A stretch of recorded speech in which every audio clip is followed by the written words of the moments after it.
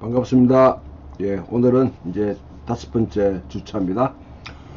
공간부금으로 본격적으로 들어갈 때 우리가 공간부금에 어떻게 들어갈 것인가, 그것을 함께 또 상고하고, 그 다음 마가복음에 관한 기본적인 서론들을 살펴보려고 합니다. 자, 공간부금이 어떻게 들어가냐. 공간부금을 우리 공부하기 전까지 지금 쭉 앞에서 4주차까지 여러분들에게 첫 번째 주는 이 성경의 메타 내러티브 전체를 이해해야 된다. 창세기부터 계시록까지 쭉 이어지는 성경 전체가 어떤 흐름을 갖고 있는가. 우리에게 성경으로 주신 66권의 책이 하나님의 말씀이고, 전체적으로 우리를 위한 하나님의 놀라운 그런 계획들을 가지고 있다면 그것은 하나의 전체적인 드라마로 봐야 된다. 고 했을 때 이스라엘 역사가 어떻게 흘렀는가, 특히 이제 유배로부터 지금 예수님 오시기까지, 그 다음 예수님 이후에 초대교회가 살았던 삶까지 전체 맥락을 역사적 관점에서 일단 봐야 되는 것이고요. 두 번째로는 예수님은 과연 누구이신가, 또 그것을 알려고 하면 두 번째로 우리가 알아야 되는 것은 유대인들의 어떤 기본적인 세계관, 그 당시 세계가 어떤 세계관과 사상들, 종교들, 또 역사들이 얽혀 있는가, 그런 점에서 복음서들이 세워진 그런 무대, 또 복음서 이후에 사도행전을 이야기하는 것은 사도행전과 그 다음에 복음서들이 서여진 무대, 복음서의 주 인공으로서 예수님이 살았던 그 시대의 어떤 상징적 세계, 또 뭐 종교라든지 정치, 또 철학적인 이런 문학적인 그런 사상의 세계와 더불어서 또 초대교회가 살았던 세계를 같이 이해를 해야 되는 것이죠. 세 번째로 우리가 살펴본 것은 예수님 누구인가. 역사적 예수에 대한 연구들은 일단 객관적인 진리를 파악한다는 측면에서 대단한 그런 어떤 시도였습니다만은, 근대 계몽주의의 그런 프로젝트에 의해서 합리적인 그런 틀을 만들고 그 속에 예수님을 재단시켜버리는, 그 기준으로 재단시키는, 가장 이제 우리에게 많이 회자되는 게 비유사성의 원칙. 예수의 앞에 있었던 그런 유대교에서 발전된 인물과 달라야 되고, 또 초대교회가 고백했던 분과 다르다. 이 이중적인 비유사성의 원리에 의해서 예수님을 재단해버리니까 예수님은 그냥 어떤 그 현자라든지, 아니면 농부라든지, 철학자라든지, 시닉 필라스퍼, 아니면 또 에피큐로스 철학자와 같은 이런 분으로, 또 혁명가로, 그냥 단순한 예언자로 그렇게 파악하는 것이죠. 역사적 예수의 탐구가 실패하게 된 것은 근본적인 원인은, 거기에는 근대가 가지고 있는 이 세계관, 계몽주의 프로젝트에서 예수님을 보려고 했기 때문에 실패했습니다. 그리고 두 번째 대안으로 그럼 예수님은 복음서 전체가 도대체 어떻게 예수님을 묘사하고 있는가. 예수님의 복음서 전체가 묘사하고 있는 기본적인 그런 묘사는 시종일관 예언자입니다. 선지자. 한 선지자로서의 예수를 계속 주구장창하게 이야기하고 있습니다. 예수님은 그 시대에 오래전 이스라엘의 그런 예언자들의 전성을 이어받았고, 더 앞에 가게 되면 모세가 예언했던 너희 가운데 한 선지자를 내가 세우겠다 했을 때, 그 선지자의 운명을 가지고 오셔서 마지막 이스라엘을 향해서 지금 결단할 시간이다. 하나님이 이 가운데 꿰뚫고 오셔서 지금 자신을 통해서 야훼가 직접 방문하시는데 그 방문에 어떻게 응답할 것이냐. 그래서 예수님은 사역 초기부터 하나님 나라를 선포하셨고, 하나님 나라 하나님이 통치하신다, 하나님이 지금 왕이시다 하는 것을 선포하셨고, 그것을 직접 말씀하셨고, 또한 자기 치유라든지 아니면 귀신을 쫓아낸다든지 그와 같은 행동으로 보이셨고, 특히 중요한 것은 자신이 마치 성전에 있는 성전인 것처럼 내 죄가 사여졌느니라 그래 선포하시고, 또한 이 산상순과 같은 그런 내용으로 이스라엘이 진정으로 어떻게 될 때 이스라엘 되는가, 이스라엘이 이스라엘 되는 것이 무엇인가, 진정한 이스라엘 되는 것이, 그에 대해서 분명한 매니페스토, 하나의 선언문을 제시해 주시고, 그러면서 궁극적으로 가셔서 성전의 멸망을 예고하신 것이죠. 성전. 예언자로서 예수님은 성전에 대한, 성전이 더 이상 하나님의 손에 떠났다, 멸망받을 수가 없다, 그것을 예언함으로 말미암아 결국 예수님은 이 유대 지도부에서 결국 제거해야 될 대상으로 여겨지게 되고 십자가에 넘겨주고 돌아가셨습니다. 자, 예언자로서 예수님을 이해한 것, 또 한편으로 우리가 생각해 보면 예수님이 자신에 대해서 어떻게 생각했는가, 자기를 누구라고 생각했는가 했을 때 예수님의 입 밖에서 놓았던 하나의 유일한 자신의 칭호는 인자라는 것입니다. 다른 7장에 있는 연했던 그 인자, 그 인자라는 측면이 굉장히 여러 가지 해석이 가능합니다만, 그 애매모호한, 들을 때 사람들이 도대체 무슨 말들 하는데 도대체 무엇을 집어서 이야기하는지 암호와 같은 그런 언어로 인자는 하셨단 말이죠. 그러나 또 예수님은 메시아라고 말해도 전혀 그 당대 사람들이 기대했던 그런 메시아는 아니지만은, 그러나 성경이 분명히 가르치고 그 당시 사람들이 기대를 할 수밖에 없었던 그런 메시아로서, 그리스도로서 살고 또 그렇게 인식되었습니다. 무엇보다도 쭉 이제 가게 되면 마지막에 예수님은 신적인 존재로, 야훼의 길을 예비하는 자로 오셨지만은, 새로운과 같이, 그러나 단순히 야훼의 길을 예비하는 자일 뿐 아니라 또한 한 사람의 어떤 신적인 존재로, 우리가 말하면 예수님 자신이 야훼의 길을 예비했던 분이 친히 야훼의 모습을, 야훼를 체현하신 분으로 그렇게 인정되셔서 초대교회나 아니면 여러분 뒤에 가보면 이 중요한 그런 어떤 그런 지표들로 드러나는 것이 예수를 예배하더라. 요한복음에 특히 9장에 날 때부터 소경된 자가 치유를 받고 나는데 사람들이 바리새인들이 말해, 너를 치유한 자가 누구냐 그렇게 물었을 때 그는 선지자입니다 고백합니다. 근데 그 선지자 이상입니다. 예수님은 예언자 이하는 절대로 아니에요. 그 이상입니다. 그런데 그 치유받고 난 뒤에 나중에 이 눈을 떼기는 소경을 예수님이 만났습니다. 그러고 난 뒤에 네가 인자를 갖다가 믿느냐 했을 때 그가 믿는다고 고백하고 그 앞에 우리 한글 성경에는 절하더라 되어 있지만은 사실 경배하더라, 예배하더라. 그리고 요한복음 맨 끝자락에 가보면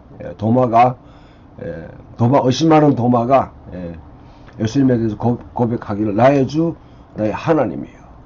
1세기 당시에 율실로를 철떡까지 견지하고 있던 쉐마를 매일 3번씩 이렇게 암송하면서 쉐마 오직 하나님은 한 분이시다. 한 분이시다고 그렇게 고백하고 그것이 뼈속같이 스며들어 있는 유대인들 입에서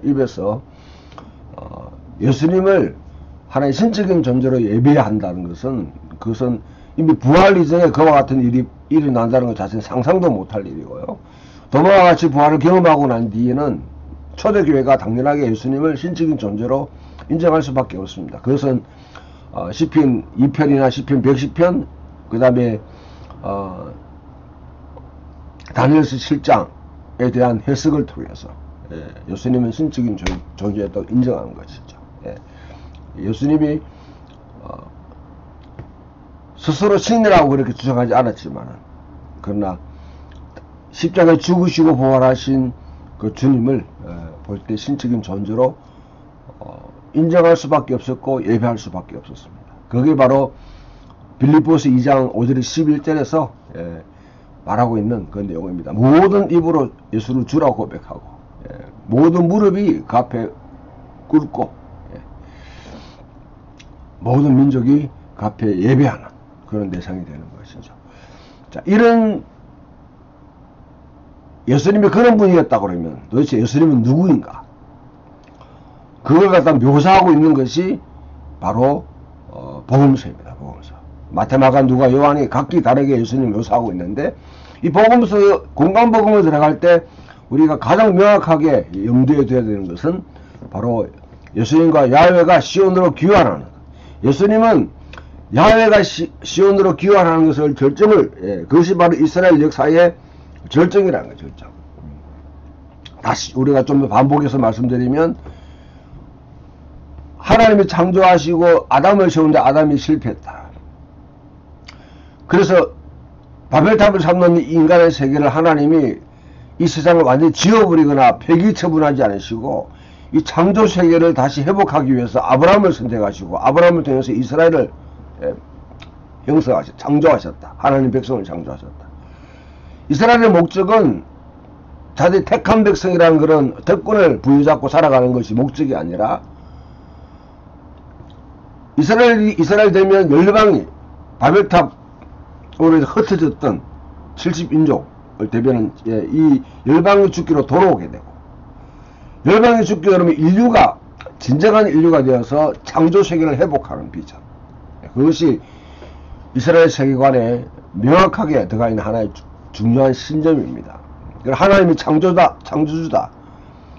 하나님은 한 분이시다. 유일신로 하나님에 대한 분명한 신념. 그 다음에 이스라엘이 선택받았다. 그런데 이스라엘로서 정말 잘 자기 소명을 감당했으면 좋겠다. 왕같은 제사장으로서의 자기 소명을 감당했으면 좋은데 그 감당하지 못하고 유배를 당했다는 거죠. 그럼 이스라엘 유배당한 것 자체가 그럼 그것이 끝이냐? 그렇지 않다는 것이죠. 이사야나 에스겔이나 예레미야나 다니엘이나 다 모든 그런 예언자들이, 후기 예언자들이 하나님께서 그 백성을 다시 포로 생활을 종식시키시고 하나님의 백성으로 그들을 다시 돌아오게 하신다. 그때 야훼가 시온으로 귀환하시고, 그러면 이 일을 궁극적으로 이룰 분이 누구냐? 그 이룰 때가 언제냐? 바로 거기에 여러분 우리가 유대의 종말론이라는 것, 이전 시대와 다음 세대, 이 시대와 다가올 세대 사이가 분기점이 생기는 것이죠. 그것을 우리가 유대 종말이라고 하면 그는 묵시적인 언어로 설명할 수밖에 없다. 그 묵시적인 사건을 그와 같이 이끄는 분이 누구냐? 바로 메시아라는 메시아. 그래서 유대인의 가장 기본적인 여러분 세 가지 신념이, 첫 번째 모노데이즘, 하나님이 유일한 하나님이시다. 이스라엘은 두 번째 선택사상. 세 번째 이스라엘을 갖다 이스라엘 역사를 절정에 이끌고 거기서 진정한 하나님의 통치를 이루실 분으로 메시아가 등장하신다. 유일신론과 선택사상과 이 메시아 사상은 같이 연결되는 것이죠. 유일신론과 관계된 것이 결국 창조주 하나님, 이스라엘 선택과 관계된 것이 언약과 관계되어 있는 것이고요. 그 다음 메시아가 이 땅에 오시면 복음을 선포한다. 종말론과 관계되어 있는 이런 하나의 매트릭스 속에서 예수님이 볼 수 있다고 그러면 1세기 당시에 앞에 설명했지만은 수많은 여러분 종파들이 있었습니다. 사두개파, 또 바리새파, 열심다운 쿨람 공동체, 또 헤롯당도 있고, 또한 세례요한 같은 그런 민족을 갱신하는 그런 갱신 운동들도, 예언 운동들이 있었습니다. 이런 운동들이 다 나름대로 하나님 나라가 무엇인가에 대한 어젠다, 의지를 그와 같이 제시하고 그 프로그램을 제시했는 것이죠. 각기 나름대로. 대표적으로 여러분 우리가 가장 잘 이해가 안 되는, 잘 파악이 안 되어 왔던 헤롯당 같은 경우도 헤롯도 헤롯 자신이 메시아라는 것이죠. 메시아라고 간주했기 때문에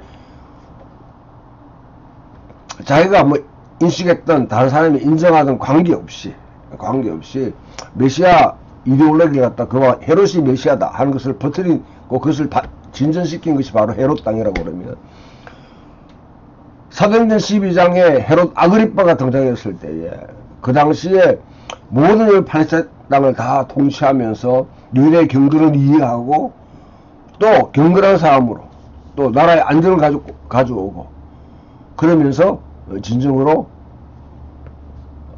신의 목소리를 한다. 그의 신적인 존재로 추앙받을 정도로 그와 같이 절정에 이르렀습니다. 그러나 하나님은 헤롯 아그리빠를 치신 것이죠. 헤롯은 메시아가 아니다. 그러면 사두개파, 바리새파, 헤롯당, 쿨람 공동체, 또한 열심당원들, 또한 이런 갱신운동과는 달리 예수님의 하나님 나라는 무엇인가, 이 비교선상에서 우리가 봐야 됩니다. 그것을 볼 수 있는 눈은 복음서밖에 없습니다. 복음서는 예수님이 이 땅에 오셔 하나님 나라를 선포한 것을 통해서 그것을 상세하게 기록하고 있으니까 그 복음서의 내용 속에 예수님의 하나님 나라 선포가 어떻게 그렇게 시작됐고 발전됐고 나중에 십자가에서 결정적으로 하나님 나라가 이제 완성되는, 하나님 나라가 이제 시동을 걸게 만드는 그 일을 하시는가, 그것을 우리가 볼 수 있는 것이죠. 그러면 예수님을 위할 때 우리가 가장 야훼가 시온으로 귀환한다는 측면에서 그와 같이 일을 할 수밖에 없다. 다시 한번 여기 보게 되면 야훼 시온으로 귀환이 포로 생활과 포로 이후의 구약 성경책의 주요 주제가 됩니다. 이 주제는 이사야 40장과 55장 그리고 여기서 발전된 이 하나님의 나라에 대한 이사야 52장에 주 다스린다. 그리고 이사야 40장에 좋은 소식을 전한다. 시온에. 그 복음과 하나님의 나라는 동질의 양면입니다.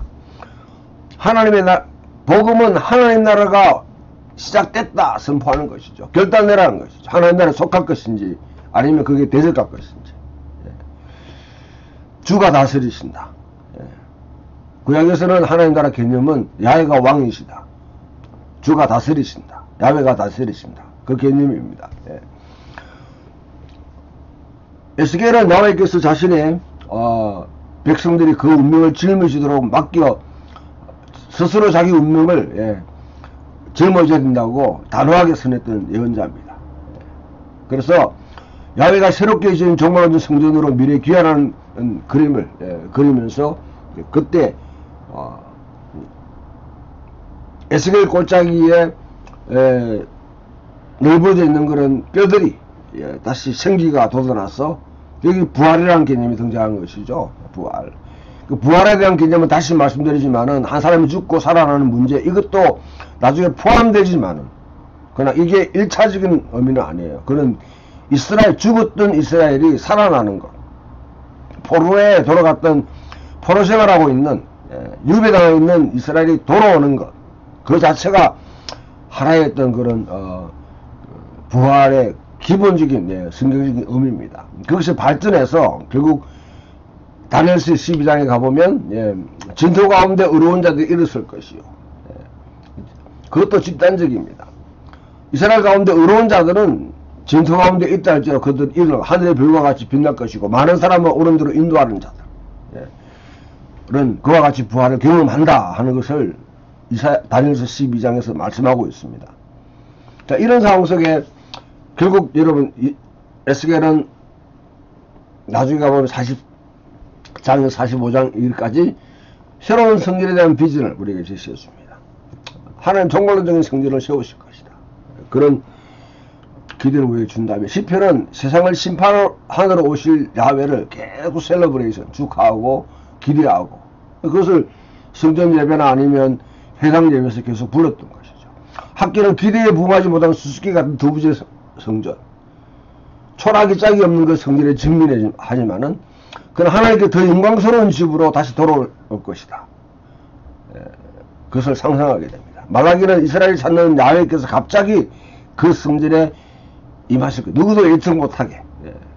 그분이 오시면 구원과 마찬가지로 심판도 가져올 것이다. 그렇게 예언을 했습니다. 스가랴는 출애굽 이미지, 구름 기둥과 불기둥의 이미지를 사용해서 야훼께서 그의 백성과 함께 거하시고 그의 백성을 보호하기 위해 다시 오실 길을 그렇게 표현했습니다.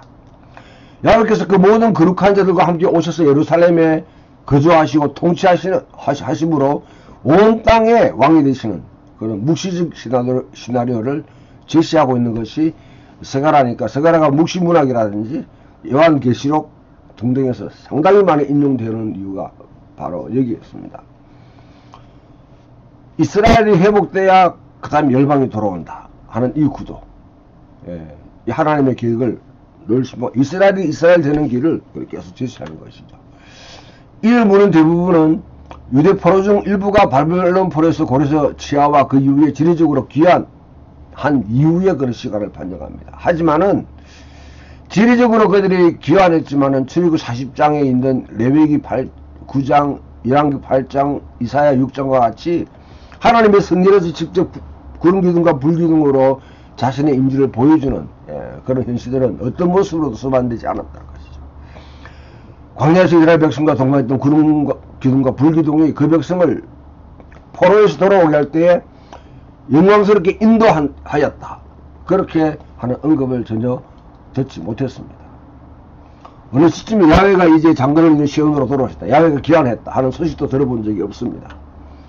가장 여기 가까운 묘사는 벤시락이라는 우리 이제 뭐 외경에 속한 물건입니다만은 그러나 구약 신약 지사들과 초대교회가 굉장히 사랑했던 물건이 벤시락입니다.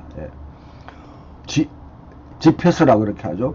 지혜가 토라의 형태로 와서 성전에 거주한다는 개념을, 지혜가 토라의 형태로 와서 성전에 거주한다. 그러나 기원전 200년 전에 세워진 그렇게 낙관적인 전망 자체는 이후 2세기 동안 일어난 사건에 비해 보면 그 기대는 산상조각 나버리는 것이죠.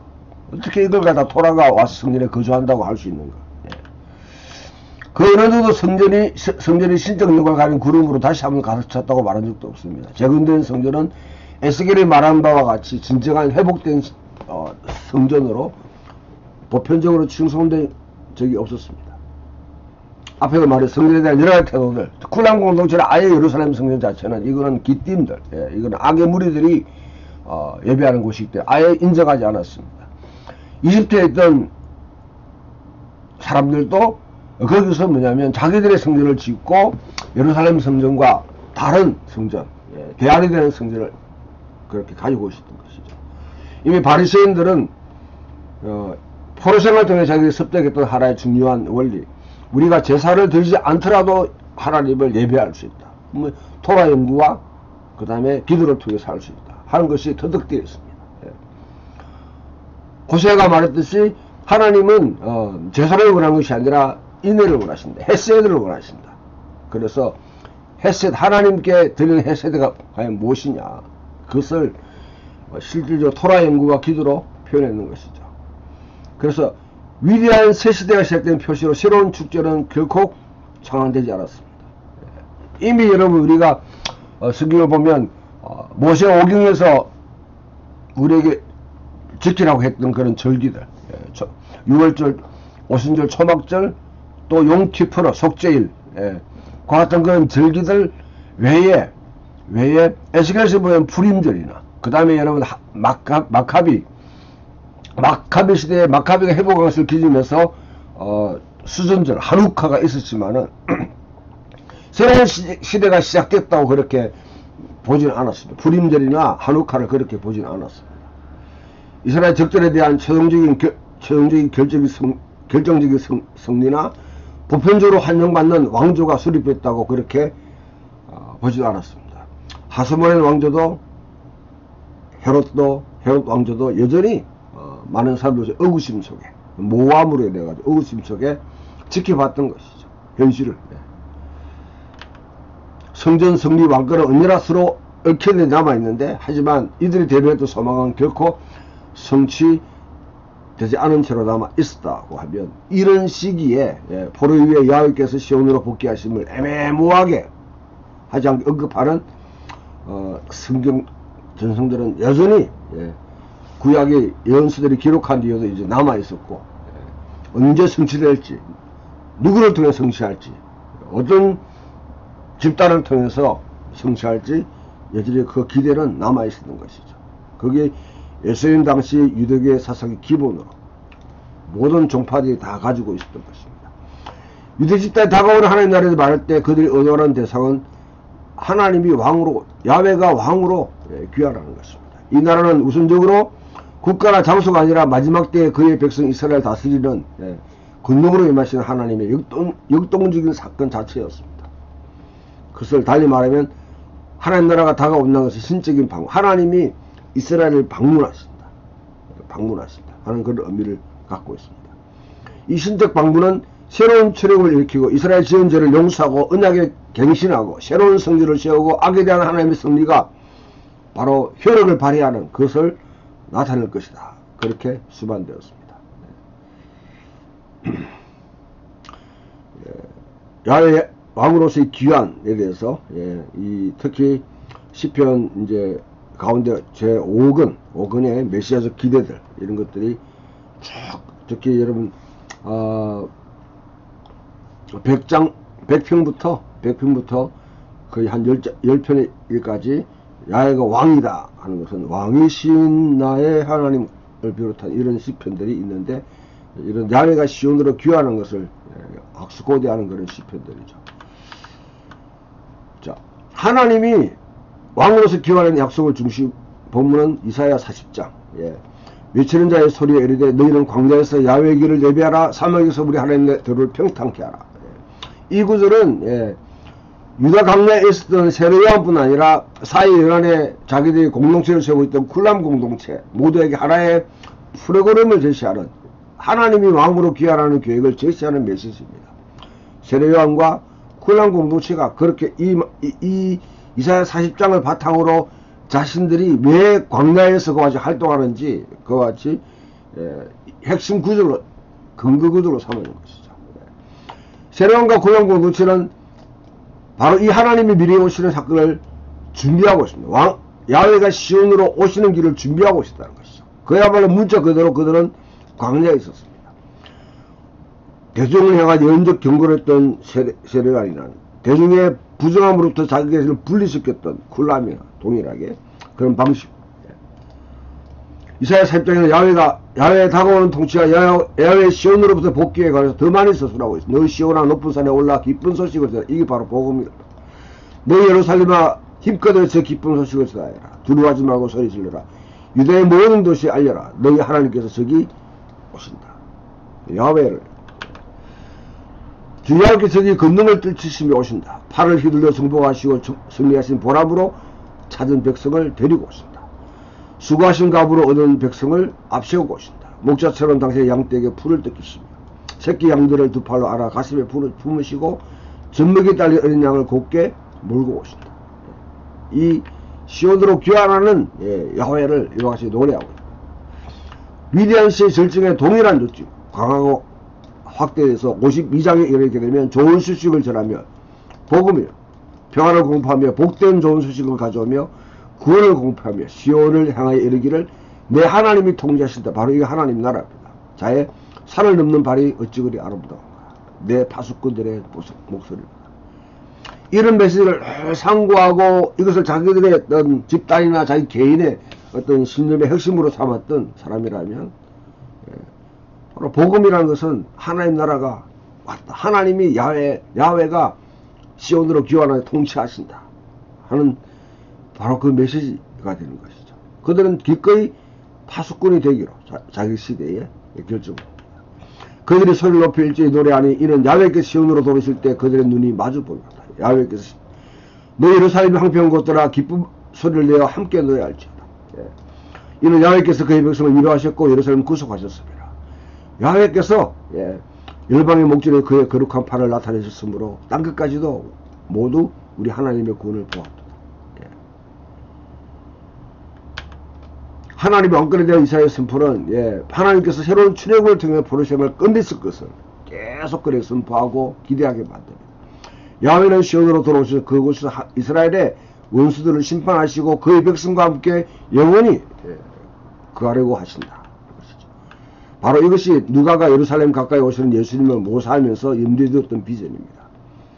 누가복음 19장의 전체 순서를 보게 되면 예수님이 오실 때 단지 이스라엘의 메시아로서가 아니라 이스라엘로 다시 복귀하시는 하나님으로, 단지 이스라엘의 메시아 아니면 여러분 세례원과 같이 야훼의 길을 예비하는 자로서만이 아니라 이스라엘로 다시 복귀하시는 하나님, 하나님으로 오실 것임을 강력하게 암시하고 있습니다. 여력을 통과하는 예수님의 여정을 만난 삭개오는 멸시받던 세례의 집에 기꺼이 가서 식탁을 열시면서 몇 가지 스캔들에 가까운 활동에 관여했습니다. 그렇게 비난받을 만한 사람과 함께 식탁 교제를 한다 하는 것은 예수님의 생애에 가장 뚜렷하게 다른 어떤 종파에서도 볼 수 없는 바리새파나 사두개파나 또 훈련과 공체라 열심당원에서 기대할 수 없는 심지어 세례요한조차도 그것을 갖다가 아주 끈질하게 생각했던 아주 중요한 특징입니다. 예수님의 이 생애에서 식탁 제의와 세인과 더불어서 제인과 세례와 더불어서 식탁교회 잔치를 벌인 것은 그 주제들이 복음서에는 계속 등장하는데 예수님이 하나님의 나라가 무엇인가를 보여주는 가장 생생한 그림입니다. 삭개오가 공개적으로 회개하는 것이죠. 그러자마자 예수님께서는 인자가 온 것은 잃어버린 자 찾아 구원하려 함이니라 하고 삭개오가 바로 아브라함의 자손이라고 선포합니다.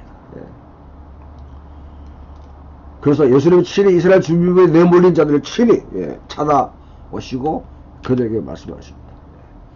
야훼께서 시온으로 돌아오신 절정적인 순간이 어떻게 이스라엘의 잃어버린 양떼를 다시 불러 모으는지 이 예언을 믿도록 그렇게 해상하는 방식이 바로 삭개오 예루살렘 가기 전에 여리고에서 그와 같은 하나의 퍼포먼스 생생한 비유로 보여주고 있는 것이죠.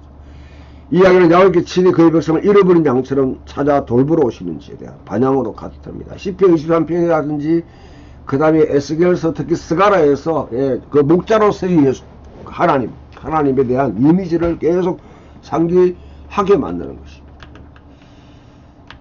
그 다음 두 번째 달란트 비유, 왕권을 받기 위해서 외국으로 갔다가 거꾸로 돌아오는 기적에 관련되어 있는 하나의 어떤 비유, 문화 비유도 마찬가지. 이 비유는 하나님의 나라가 연기됐다는 것을 다룬 흔히 여러분 주석해 볼 그 주제가 아닙니다. 예수님은 다시 오시는데 왜 그렇게 오랜 시간이 걸리며 결국에는 어떤 일이 일어날지에 대한 불안감에 대한 응답도 아닙니다. 이 비유를 말씀하신 것은 하나님 나라가 즉시 임할 것이라고 생각했기 때문에